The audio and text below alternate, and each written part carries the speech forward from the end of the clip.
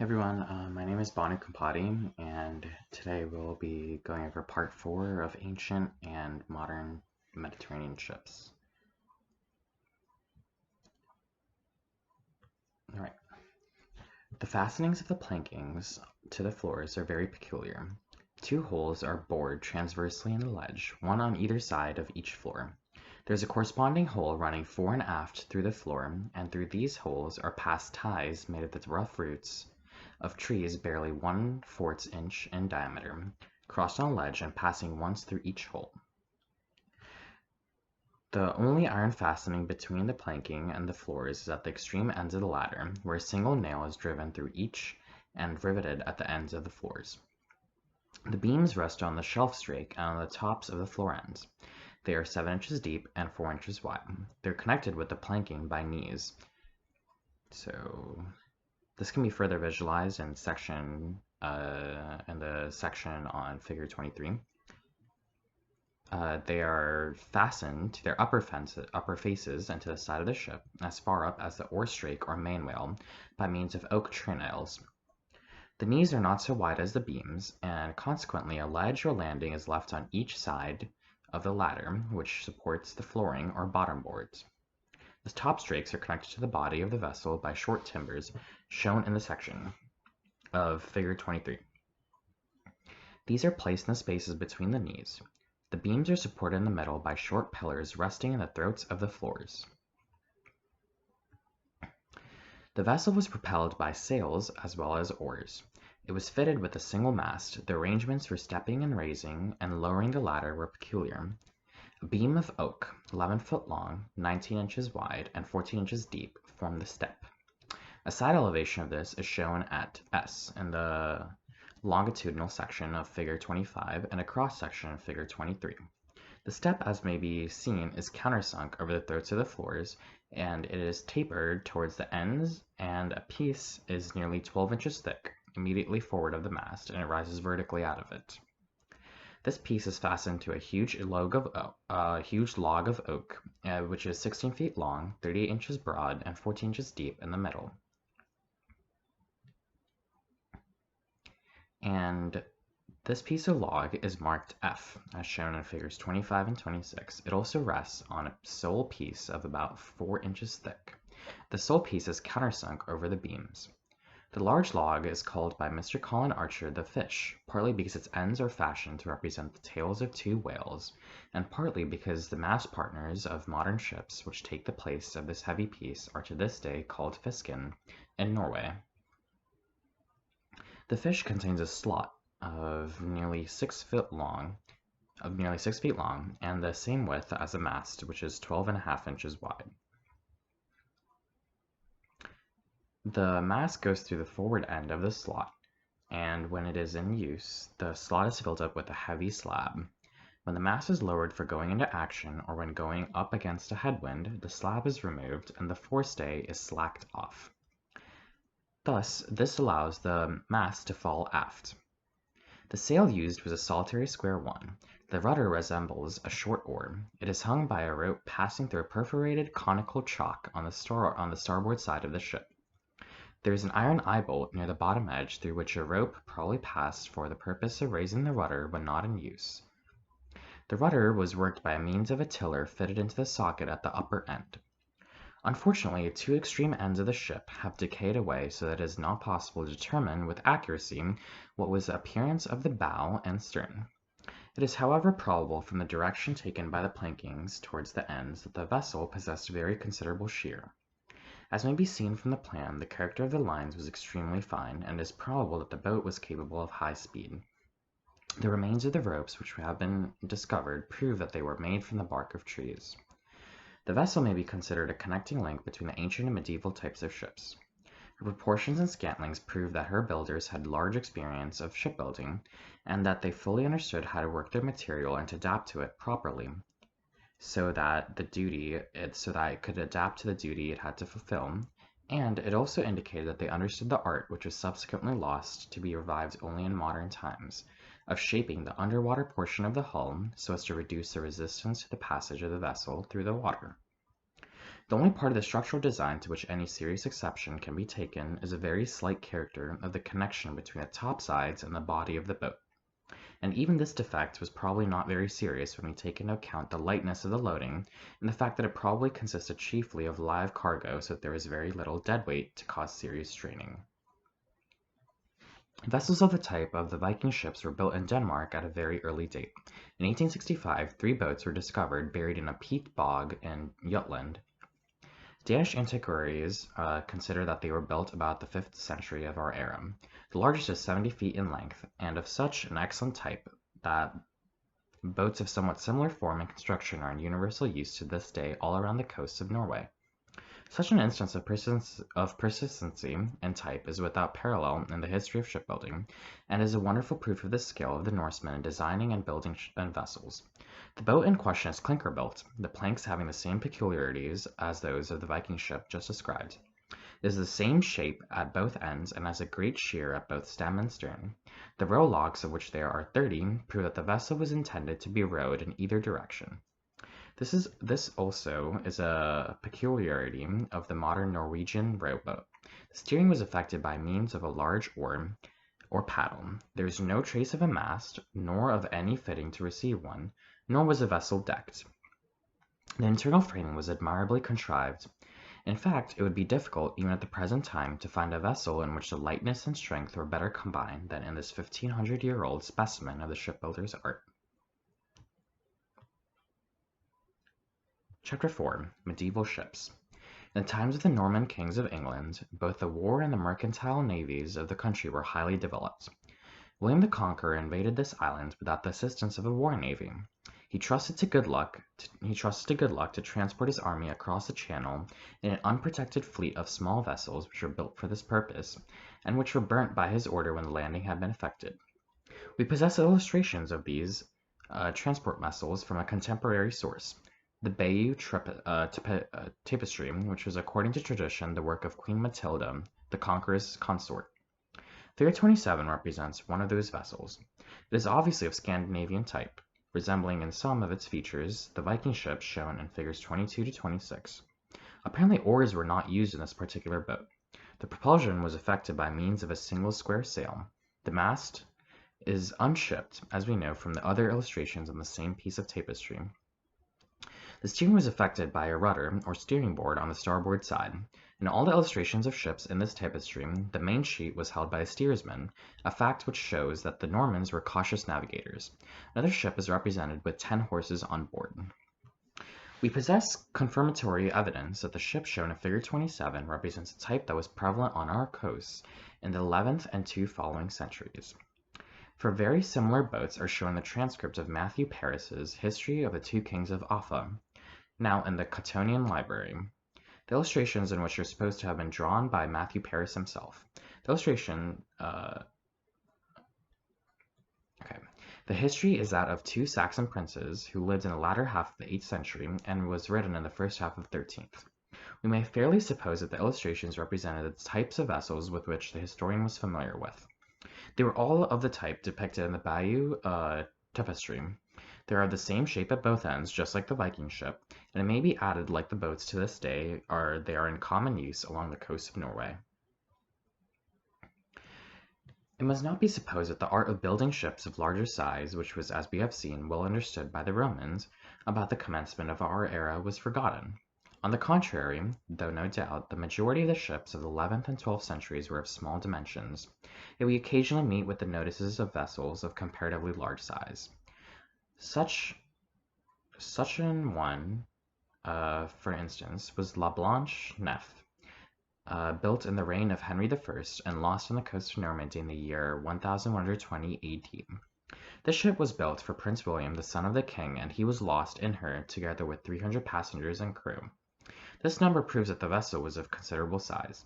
La Blanche Neuf was a 50-oared galley, long before her time at the end of the 10th century when Ethelred the Unready was king of England.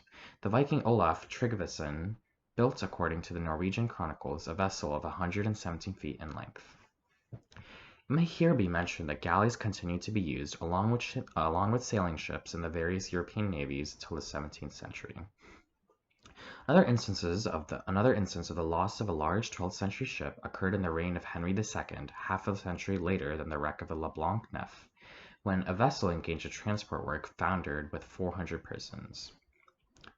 In the reign of Richard Heart of Lion, a great impetus was given to shipbuilding and to maritime adventure in this country by the expedition which the king undertook to the Holy Land.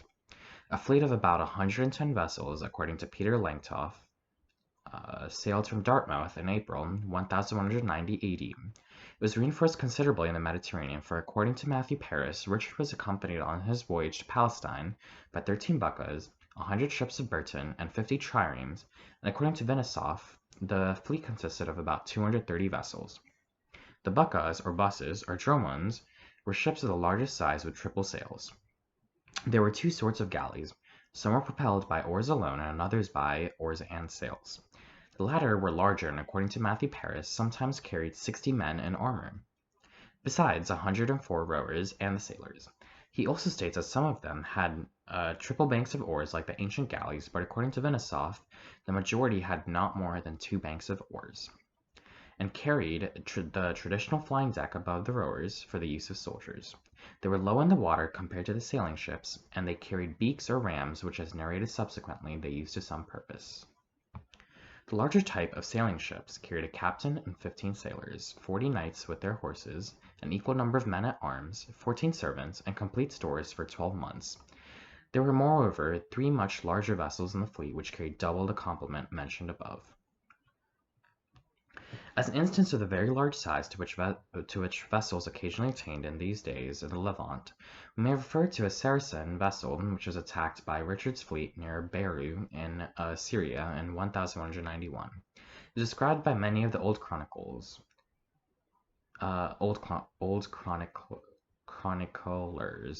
This ship had 3 masts and is alleged to have had 1,500 men on board at the time of the fight. The attack was carried out with great difficulty on account of the towering height of the sides of the Saracen vessel, and it was not till ramming tactics were tried by the galleys charging in lines abreast that her hull was stove in several places, and she went down with nearly all hands, only 35, according to other accounts 46 having been saved. These large ships appear to have been used by other Mediterranean powers towards the end of the 12th century. For instance, a great Venetian ship visited Constantinople in 1172 AD, of which it was stated that no vessel of so great a bulk had ever been built within that port. This vessel is mentioned by Sinamis, Marino, and Filiassi, and others, but her dimensions are not given. It is however known that she had 3 masts. Sinamis, who was at Constantinople, states that she received from 1,500 to 2,000 Venetian refugees on board, and conveyed them to the Adriatic. The Venetians are said to have employed another very large ship at the siege of Ancona in 1157 AD. On account of its size, it was named the Il Mondo. The Republic of Venice was during the time of which we are writing, and for a long subsequent period, the foremost maritime power of the world. It is highly probable that many of the improvements which found their way into medieval ships owed their origin to its great naval arsenal, which was famed for its resources and for the technical skill of its employees. At one time, this arsenal employed 16,000 workmen, and during the great struggle of the Republic with the Turks at the end of the 16th century, it turned out a completed and fully equipped galley every day for 100 days in succession. During the Crusades, Venice and the rival Republic of Genoa secured between them the great bulk of the business involved in transporting troops and stores to the east, and they frequently hired out their war and merchant ships to other powers. Shortly after the crusade of Richard Heart of the Lion, the trade and shipping of England appeared to have undergone a great expansion. In the reign of Henry III, 1216 to 1272, the historian Matthew of Westminster writes of them in a strain which might also apply to our own day. O England, whose antient glory is renowned among all nations like the pride of the Chaldeans, the ships of Tarsus could not compare with thy ships. They bring from all the quarters of the world aromatic spices, and all the most precious things of the universe. The sea is thy wall, and thy ports are as the gates of a strong and well-furnished castle. In another place, the same historian writes of the English trade as follows. The Pisans, Genoese, and Venetians supply England with the eastern gems as sapphires, emeralds, and carbuncles from Asia. From Asia was brought the rich silks and purples. From Africa the cinnamon and balm. From Spain the kingdom was enriched with gold. With silver from Germany, from Flanders came the rich materials of the garments of the people, while plentiful streams of wine flowed from their own province of Gascony, joined together with everything that was rich and prettious from every land, wide stretching from the Hyades to the Arcturian star. No doubt this expansion was due in part to the very large participation which the English fleet took in the Crusade. Great numbers of English mariners were thus enabled to penetrate into seas that were new to them and had opportunities of studying the commercial needs of the countries which bordered on those seas. Another cause which powerfully contributed to the development of navigation and consequently of shipbuilding was the introduction of the mariner's compass into Western Europe during the first half of the 13th century. The English war navy, also at the commencement of the reign of Henry II, appears to have been in a very efficient condition. Matthew Paris gives a description of a great naval fight off the South Foreland in the year 1217 between Cinque Port's fleet under the famous Hubert de Burgh, who was at the time governor of Dover Castle, and a large French fleet under a monk of the name Eustace, who was one of the most skillful naval commanders of his day. The English fleet consisted of 40 vessels, of which only 16 were large and manned with trained sailors. The French fleet, which was endeavoring to carry a strong invading army to England, was made up of 80 large vessels, besides numerous galleys and smaller craft. The account of the battle is most interesting because it throws a flood of light upon the naval tactics and the weapons of offense of the day. The English commander maneuvered for the wind, and having got it, he bore down on the French fleet and attacked their rear ships with flights of arrows, carrying files of unslaked lime, which being scattered and carried upon the wind, blinded the Frenchmen. Boarding was then attempted with perfect success. The rigging and halyards of the French ships were cut away, causing their sails to fall upon the crews. A hand-to-hand combat then took place, which resulted in the fearful slaughter of the would-be invaders. Several of the French ships were rammed and sunk by the English galleys, and in the end the whole of the hostile fleet, with the exception of 15 vessels, was taken or sunk. This was one of the most momentous naval battles in English history, and is memorable as having furnished the first recorded instance of a battle having been preceded by maneuvers to obtain the weather gauge. We have unfortunately very few illustrations of the 13th century ships, and those which we do possess are taken from the corporate seals of some of the Cinque Ports and other southern seaport towns. Figure 28 is a representation of the seal of Sandwich, and donates from the year 1238. The circular form of a seal is not very favorable for the representation of a masted ship, but we can at least make out that the vessel in question is of the Scandinavian type used by William I and his successors. It also appears to have been an open boat and contains the germs of the castellated structures fore and aft, which, as we shall see afterwards, attained to the most exaggerated dimensions. In the case of the Sandwich ship, these castles were not incorporated with the structure of the vessel. They were merely elevated positions for the use of watchers and men-at-arms, and were mounted on columns, and were probably removable. We can also learn from the engraving that the practice of furling sails aloft was practiced at that time.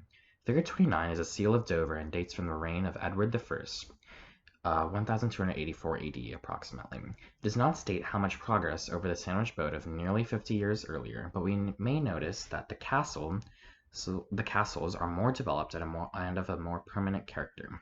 This vessel also possesses a bowsprit. It was about the middle of the century that cabins appeared to have been introduced into English ships.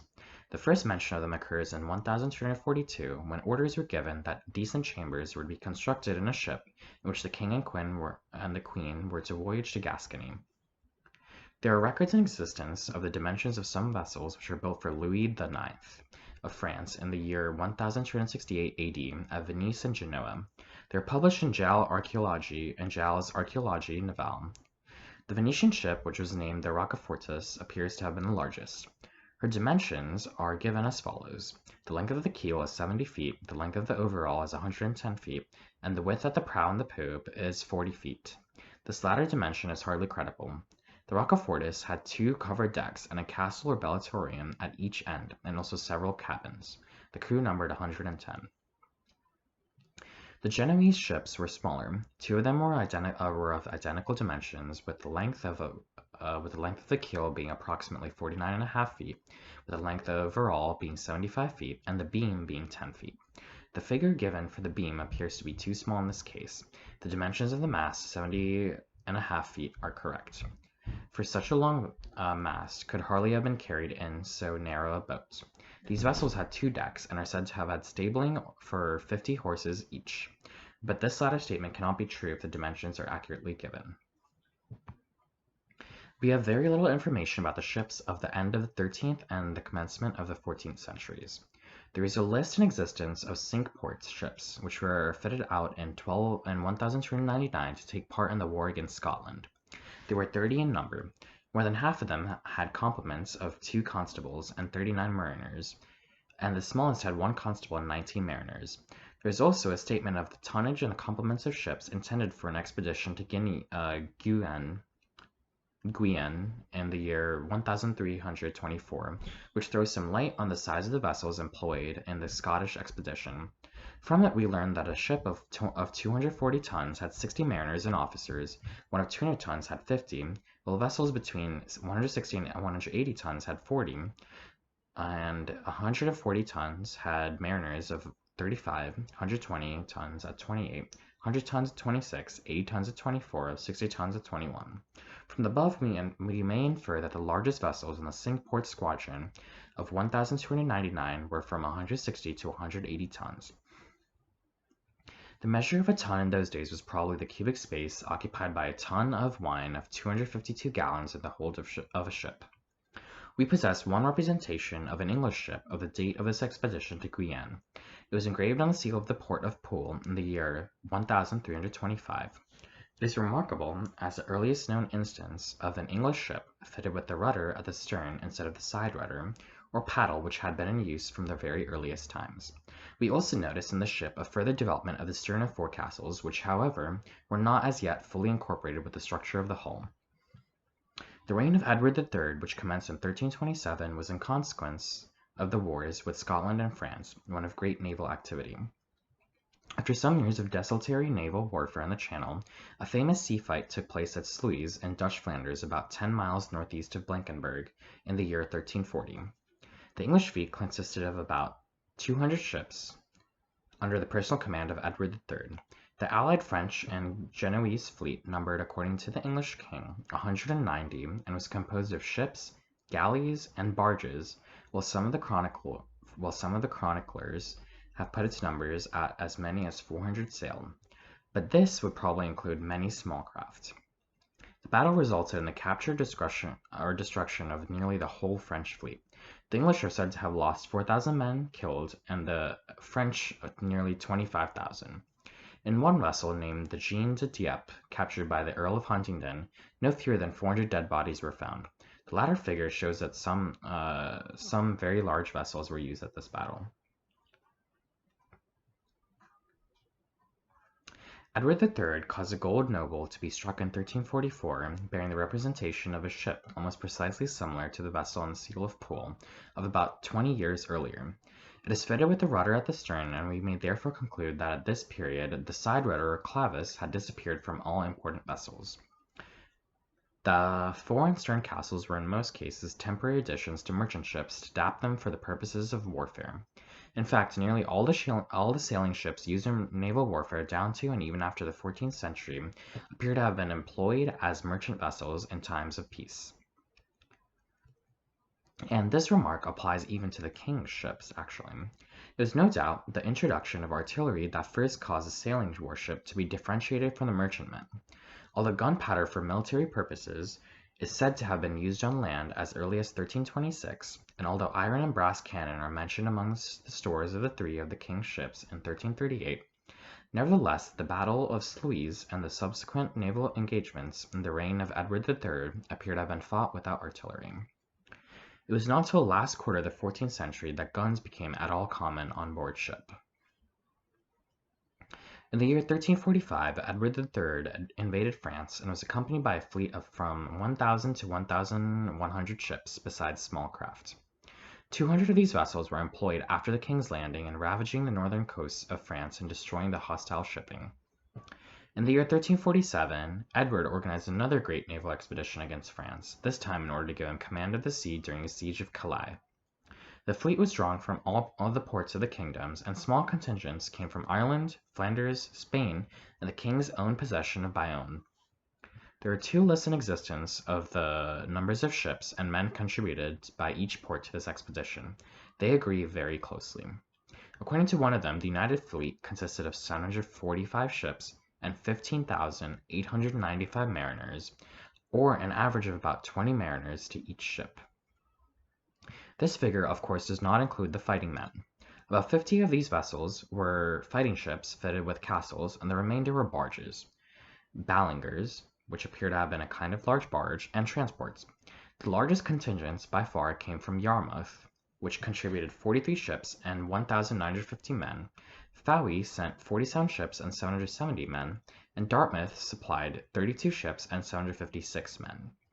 While London, independently of the king's own vessels, sent only 25 ships manned with 662 men. In 1350, Edward III and the Black Prince fought a famous naval battle off of Winchelsea against a fleet of 40 Spanish ships. The battle is generally known by the name of L'Espagnole sur Mer.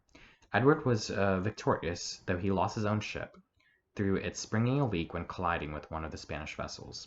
The tactics of the English consisted chiefly of boarding, while the Spaniards, whose vessels were much the higher, attacked with crossbows and heavy stones. The latter they hurled from their fighting tops into their adversaries' ships. From the foregoing, we can infer that the naval resources of England in the first half of the reign of Edward III were very great. During the latter half of his reign, he neglected his navy, and the French and Spaniards, in spite of all their previous losses, rapidly gained the upper hand in sea and ravaged the English coasts. In 1372, the Spanish fleet, assisting the French, inflicted a severe defeat upon an inferior English squadron, which had been sent to the relief of La Rochelle. This battle is memorable because it is probably the first sea fight in which artillery was employed, the Spanish ships having been partly armed with a new weapon. The Venetians are usually credited with having been the first people to employ naval guns, but we do not find them using artillery against the Genoese until the year 1377. The introduction of the cannon as an armament of ships of war was a cause of several modifications in the construction of their hulls. Most of the early vessels are fitted with cannon were of the galley type, and the guns are mounted on the upper deck and fired over the bulwarks on barbette. Afterwards, portholes were cut through the bulwarks. Figure 31 represents a Venetian galley of the 14th century with a single gun mounted in the bow. The new form of armament of ships involved a considerable raising of the height of side, and in order to counteract the effect of the high topside, carrying the weight of guns aloft, the beam of the vessel relatively to its length had to be much increased. The Venetians were, however, afraid to make the transverse section wide throughout, lest the weight of the guns near the sides of the vessels should cause the connection of the sides with the beams to strain. Hence they gave the sides considerable tumble home or fall inboard, as represented by Figure 32, which shows the cross-section of a Venetian galleon. It will be noticed that the width of the upper deck is only about half of that of the greatest beam. This practice was afterwards carried to an absurd extent by the Venetians and their imitators, even in cases where guns were not carried aloft, as may be seen from the sketch of a galleon given in Figure 33. Hence it is evident that the introduction of ordnance on board ship accounted for a complete revolution in the proportions of hulls hitherto in vogue. The rig of ships also underwent a considerable development about this period. The old single mast of the galley was supplemented by two, and in some cases by three, others. The sails were still square sails carried on spars, and the practice of reefing the sails to the spars aloft instead of lowering spars and sails together on deck had now become common. And now, 2 years after the action of La Rochelle, we find the French commencing the construction of a royal navy at Rouen. This step was taken in consequence of the strong opinion held by Jean de Vienne, who was appointed the Admiral of France in 1373. that vessels built especially for the purposes of war would have a great advantage over the hired merchantmen which had to be adapted for fighting each time they were impressed. All right, everyone, that is all for part 4. See you all next time.